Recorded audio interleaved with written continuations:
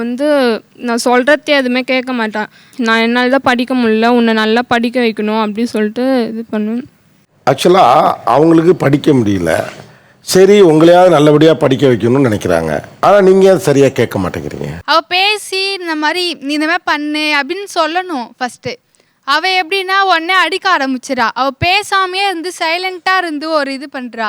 ஏன்னா வந்து எனக்கு படிக்கிறது ரொம்ப பிடிக்கும். நான் ஸ்கூல் டைமில் கூட 4 மணிக்கு எழுந்து கரெக்டாக அந்த டைம் படிச்சிடுவேன். எனக்கு வந்து அந்த கோவம் வரும், ஏன் நம்ம இப்படி படிக்கிறோமே நம்மளுக்கு அந்த இது கிடைக்கலையே, அவளுக்கு வந்து அந்த இது கிடைக்கிறத யூஸ் பண்ணிக்க மாட்டாளே அப்படி சொல்லிட்டு எனக்கு கோவம் வரும்.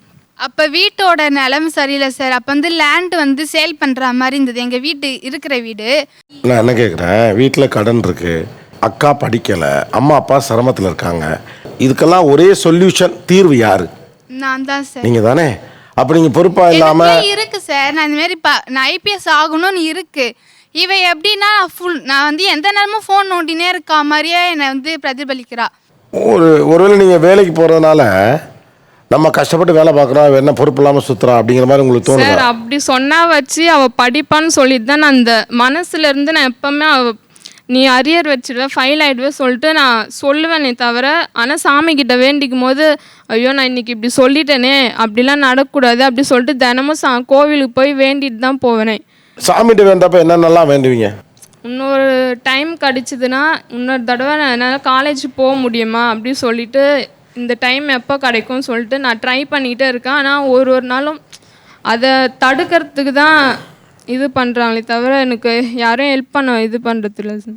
இப்போ நாளைக்கு உங்கள் தங்கச்சி நல்லா படித்து ஒரு சூப்பரான வேலை போய் நல்லா வந்துட்டா நீங்கள் எப்படி மாறிடுவீங்க? சார் நான் அப்படி வரக்கூடாது சொல்லி தான் அவள் வேண்டிப்பாளே தவிர நான் நல்ல நிலைமைக்கு வந்துடும் சொல்லி வேண்டிக்க மாட்டா சார். அவளை எனக்கு ரொம்ப பிடிக்கும். அதுவே அந்த பிள்ளைக்கு புரியலை, அதுதான் கவலையாக இருக்குது எனக்கு. உங்கள் தங்கச்சியை ஒரு நல்ல வேலையில் பார்த்தா, நல்ல சம்பாத்தியத்தோடு ஒரு நல்ல வேலைக்கு அவங்க போனால் உங்களுக்கு எவ்வளோ சந்தோஷமாக இருக்கும்? எனக்கு அது சொல்ல தெரியாது சார், அவ்வளோ சந்தோஷமாக இருக்கும். என்னை விட்டால் கூட பரவாயில்ல, எங்கள் அப்பா அம்மாவை பார்த்துக்கணும், நான் எப்படி நினச்சனோ அதே மாதிரியே அவங்கள பார்த்துக்கணும். அதான் உங்கள் அக்கா முகத்தில் இருந்துகிட்டே இருக்குது. அவங்க ஒரே ஒரு இடத்துல மட்டும் அது டிவியில் வரும், நீங்கள் பாருங்கள். அவங்க வந்து உங்கள் தங்கச்சி நல்ல வேலைக்கு போய் சம்பாரிச்சா உங்களுக்கு எப்படி இருக்குன்னு சொன்னப்போ அந்த முகத்தில் சிரிப்பு வந்துச்சுல, அதுதான் உங்கள் அக்கா. அதை மட்டும் ஞாபகத்தில் வச்சுங்க.